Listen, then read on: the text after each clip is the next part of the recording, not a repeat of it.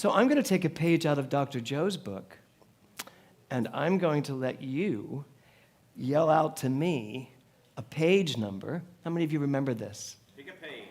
Pick a page. It's not all I'm doing, by the way, but I thought I'd do a little bit of it. I even sent him a text, said, you should watch today. Let's see if they can stump me. So I want you to pick a page, and what I'll do is I'll just point to you, and I want you to give me a number between 63 and 646. Ernest Holmes was a very, very prolific man. So 63 and 646. So let's, Eric, just give me a number. 523. Okay. Of course, I could just make this crap up because you don't have the book. Did you say 523? Okay. Wow. Okay. And how many paragraphs? No, this is how I'm doing it. Hey, when are you the minister? Like 4 weeks from now? 2 weeks from now. You're getting Reverend William when I'm in Croatia. So, yes. It's going to be all William all day. So, buckle up, Buttercup. Yes. So, give me just number 1, 2, 3, or 4. 3. Oh my God, that's the one I wanted. Okay. So, this is Ernest Holmes on your profession. My profession. He says, my profession is the activity of the great mind working through me. As such, it is a divine activity and is constantly in touch with reality, but it's a big capital R. I am inspired in my work from on high with lofty ideals, and my thought is illumined by the all-knowing one, and he ends with, I am inspired. Isn't that awesome? Thank you for picking that, and thank you, Eric. So let's just look at this. My profession is the activity of the great mind working through me. So what Ernest Holmes is saying here is stop wasting so much time trying to find your purpose when, in fact, your purpose is flowing through you. Would you but do what we just did, which is calm down, realize everything is as close as the air around us, and then just allow what wants to come through. How many people here would say they are living their greatest passion? That's not a lot of hands. How many people would like to raise their hand now and say, I decide to live my greatest passion? How many of you hate the word passion? Really, Annie? Okay. So, profession. Not your work, by the way. This is not your work. We're talking about your profession. Preciosa. We're talking about that thing you do that makes your soul bubble up, that makes you excited. And I love that he says here, I am inspired in my work from on high with lofty ideals. How many of you have lofty ideals? That's a lot more of you. How many of you would like to have some lofty ideals? Yeah. So what is a lofty ideal? You know what that is?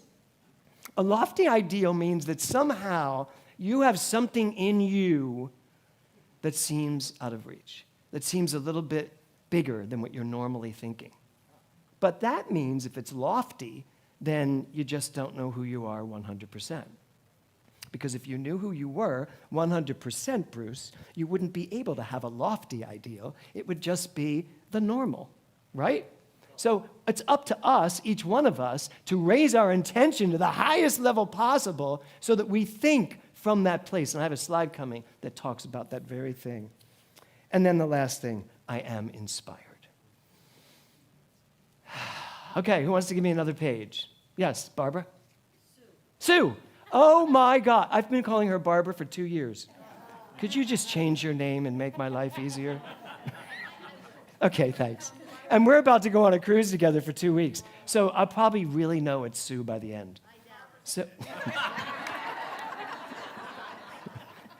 Barbara Sue. Okay, BS. Go ahead. Wait a minute. BS means belief system. second. Amen. Go ahead, Sue. 105. 105. Well, this was a great idea, Joe.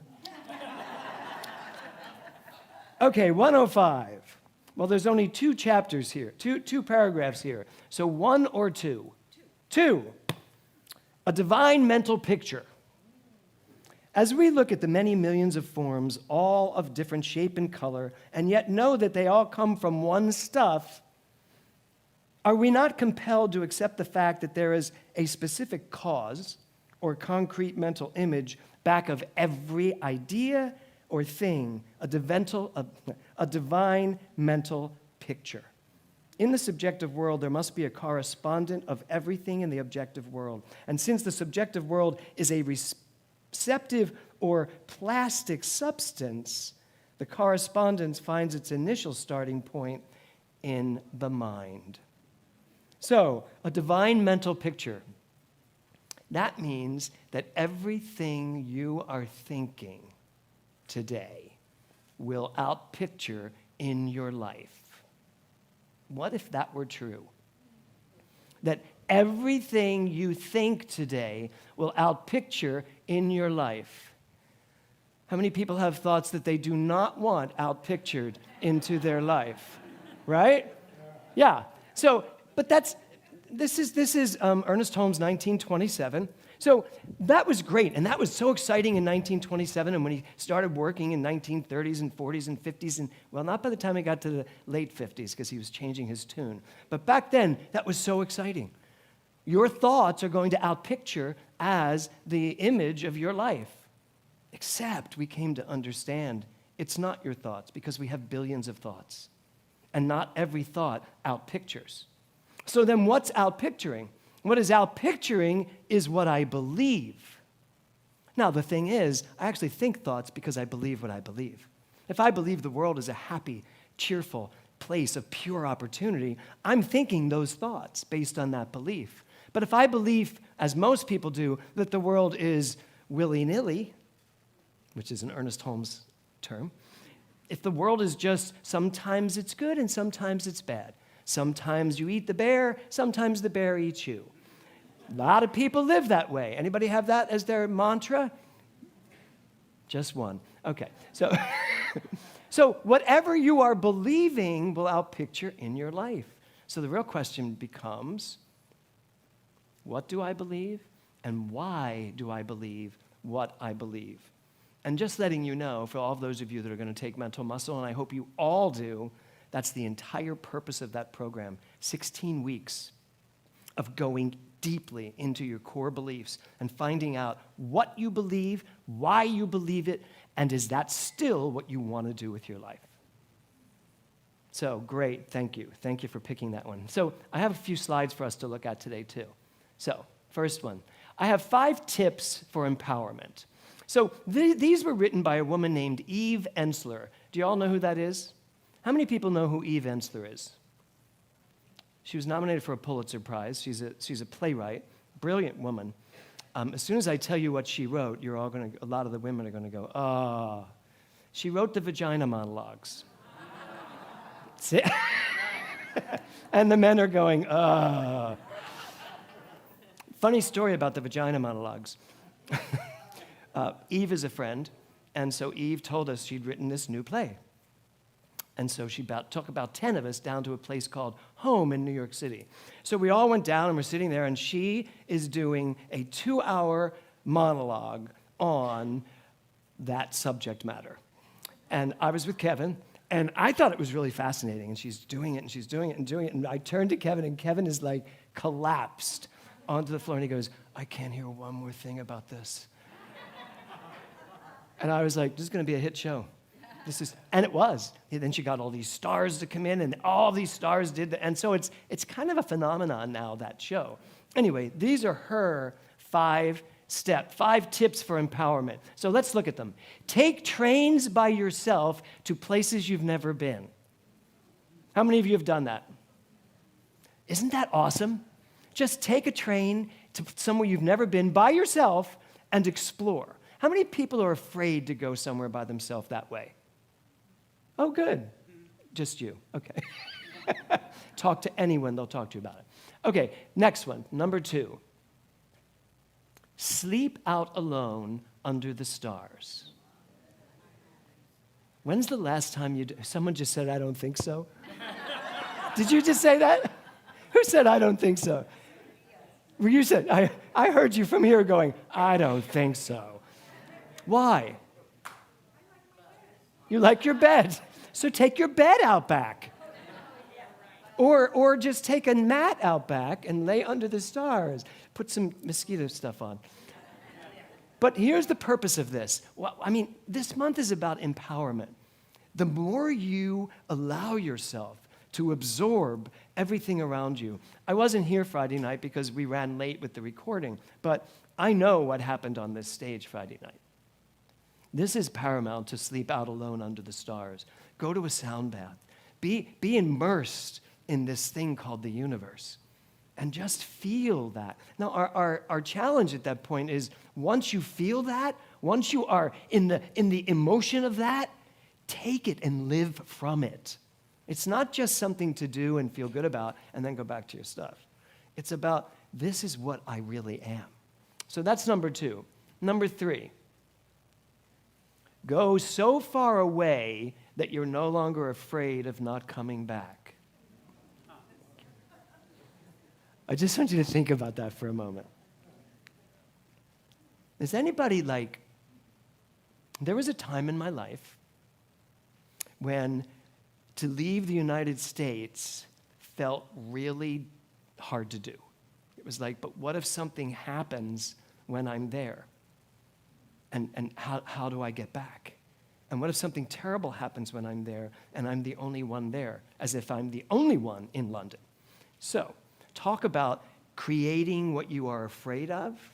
So there was a show on Broadway called The Buddy Holly Story.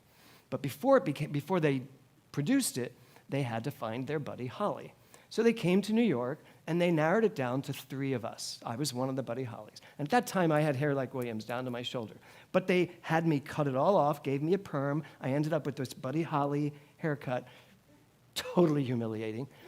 But I was hoping I was going to get to be the star of this huge new Broadway musical that would start on the West End. So they took the 3 of us, flew us to London with I think 5 other guys, and had a whole week of auditions. And I was staying, and first time I'd ever gone to London, first time I'd actually really ever been out of the United States. And I had this apprehension. I was like, what if something happens? What if something happens? Well, sure enough, something happened. I'm in bed one night, and I'm at the top of this hotel-ish place, actually hellish place, but hotel. And I'm at the top, and I've got my guitar, and I wake up, and I'm hearing water. And I look up, and I'm like, where is that? And there's water dripping down the sides of the walls. And I was like, wow, okay. And I open my door, and the whole hallway is just flooding. They had a big water thing on the top that burst. And I'm like, and I'm in, what you normally wear to bed. Nothing, but maybe a little pair of shorts. And I was like, how do I get out of here? I'm on the top floor. If this building's going to collapse, I'm dead. And it's like, of course, I'm in London, and I'm going to die. This is it. And so I went out, and as I'm going out, I'm getting wet. Now imagine me, I'm sopping wet. Luckily, the perm's at least relaxed from the water. And I'm making it down the stairs, and I'm getting down the stairs, realizing no one is coming with me because most of them were already out of the building. Because I realized I had gone to sleep with headphones on, listening to my music for the next day. So I didn't hear the alarms and all that stuff. Anyway, I get out to the front street, and I am sitting on this, and I'd gotten my guitar. I did bring my guitar. I'm sitting on the sidewalk, and in London. And, there's and the buildings, walls are coming in, and I'm just sitting there. I'm like, oh my God. And it was before cell phones, so I didn't have a cell phone. So I had to find a phone and then call Kevin, collect. And he's like, why are you calling me? I said, I just lost it. Totally lost it. They took me to a hospital, everything. And I still went to the audition the next day, of course, and didn't get the part. To add insult to injury, They didn't even cast me in the damn part. Why am I telling you this? Because that was my lesson. I was like, no matter where you go, and here's the thing about this lesson. You can't learn that lesson from that kind of experience. That's the mind showing you that you are bigger than anything you could possibly fear. And I did survive, and I was fine. My hair grew back. It all worked fine.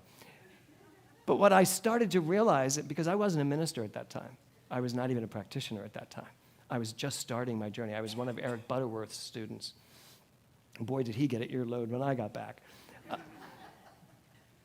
When you start to understand who you are, when you really get it, who you are, you can go anywhere in the world. You're right where you need to be because everything is closer than the air. Bless you. God is closer than the air. Life, love, good, everything. And the next one, number 4. Say no when you don't want to do something. How many of you, I love when I see you turn to each other, right? So how many of you have a pending no somewhere in your life? You're all thinking, that could be a no. Are you good at saying no? Because here's the important thing about no. You're good at saying no? Okay, good. Good to know. A no to something is is most likely a yes to yourself. I mean, that's the truth. Because if you're saying no, it's because it's not for you. And a lot of us say yes when we mean no. And a lot of us, as I was going through and recording Mental Muscle, one of the weeks is communication. And as I'm sitting there recording it over and over again, I'm like, I got to listen to this stuff. Because it's like, are you courageous enough to say what you mean and mean what you say? Are you strong enough to say no when that no is a yes to yourself? You are? Good, Barry. So the question is, when we talk about empowerment, where do you find it? Empowerment's not something that you build on. Empowerment's something that you realize. Empowerment is in the power, within the power of who you are. So again, it's always going to break down at the end of the day to remember who you are. And the last one, number 5, and this is maybe my favorite. Say yes if your instincts are strong, even if everyone around you disagrees. Hallelujah. Hallelujah. This is so important to me right now in my life. I had conversations this week, for some reason, with a number of ministers in the New Thought movement. And a lot of them are very disenfranchised and very kind of, I'm not sure what's next. I'm hearing so many ministers talk about, I don't know what's next for me. I don't know if this is going to be what I want to do anymore. And my answer back to them is, that's not the question to ask. Is this what I want to keep doing? The question to ask is, what is the next thing for me to do? And when you get that, when you really get that, what is next? What is mine to do? When you get that profound yes, this is what you are to do. I don't care if everyone around you says no. The power within you that knows is much more powerful than everyone else, all the other skepticism. So that's for every single one of us today to really look at. Say yes if your instincts are strong, even if everyone around you is saying no. So there are 5 tips for empowerment. Take trains, sleep out under the stars, go far away and don't worry about it. Say no when you want to say no, and say yes when you know that that's the answer that is yours to give. And I'm so grateful to Eve Ensler when I found this. It was like, wow, you go, girl. You don't just write about vaginas. You write about a lot of things. So, the next quote. Meister Eckhart said, be willing to be a beginner every single morning. You all willing to do that? How many beginners do we have here? Say this. This is one of my quotes from Mental Muscle. I know nothing. Now what can I know? So you're cleaning the plate and saying, I know nothing. Now what can I know? Now you're open. You're wide awake and willing to hear whatever you need to hear. And don't forget, I have this on my wall too. God is speaking no matter who's talking. Tough, isn't it, sometimes? Yeah. God is speaking even when your husband is talking. Or even when your wife is talking. God is speaking. Okay, next quote. Deepak Chopra. Every time you are tempted to react in the same old way, ask yourself if you want to be a prisoner of the past or a pioneer of the future. Yes. Anybody here want to be a prisoner of the past? No, my God, I love my past. I have lots of stories. I think you're getting that by now. We all do, right? We all have incredible stories to tell. They're fun stories. But the power is not in the story. The power is in the perspective. Which is why when I teach ministerial, which I'm about to do again, even though I always say it's my last ministerial class, I always tell the ministers, do not get up and speak if you don't have a perspective. If you don't have a point of view that is inspiring and healthy, none of these people came here to watch you work out your crap. Do you ever go to some services where the minister's just working out their stuff? And you're like, oh, get to the point. I have those problems too. So you're either going to be a prisoner of the past or a pioneer of the future. And that's who we are, and that's who Dr. Tom Costa asks us all to be. And so did Ernest Holmes. He basically said, if you're still studying this book 50 years after I wrote it, you missed the point of the book. I think we need to reference this book. It's a brilliant book. I think the Bible is a brilliant storybook. I think there are a lot of brilliant books, but how do they apply now is where we need to be. We need to be pioneers of the future. Next quote. A Rumi quote. So, don't be satisfied with your stories, how things have gone with others. Unfold your own myth. And that's for each one of us today. You want to empower yourself? Write your own story, Dr. Laura. Laura, speaking of Dr. Laura, let's all take one deep breath and send her all our love. I wrote her this morning. I said, I miss you so much as I'm getting ready to walk back out there. I just miss her sitting right here. So that was to you, Dr. Lori. Anyway, yes. So unfold your own myth. Tell your own story, but tell it going forward. Have you ever been around somebody, they've told you the same story 1,000 times, and it always seems new to them? And that is so annoying. It's like, you've told me this. It's like, I did? I told you that? Yeah, about 1,000 times. Anything new happen in your life? Yeah. Unfold your own myth. And the last quote, I believe, it's not the last one. So this is my idea of vision. Knowing who you are and operating from that level of imagination. So know who you are, now operate from there. Don't leave here today with love only, forgive everything, remember who you are. I am the empowerment of the universe. And then walk out the door and back to life. No, operate from there. If you get there, when you get there, as you get there, stay there. I know sometimes it's not easy, but the challenge is fun if you're willing to take it. And if you're willing to catch yourself. How often do you catch yourself and go, that is not who I want to be? Yeah? How many times, that is not who I am. And even if all your friends tell you it is who you are, just say to them, no, that is not who I know myself to be. Find new friends. Try out your new personality or new people. They have no idea what a mess you used to be. And that's your message for today. No, it's not. I still have one more. Hold on.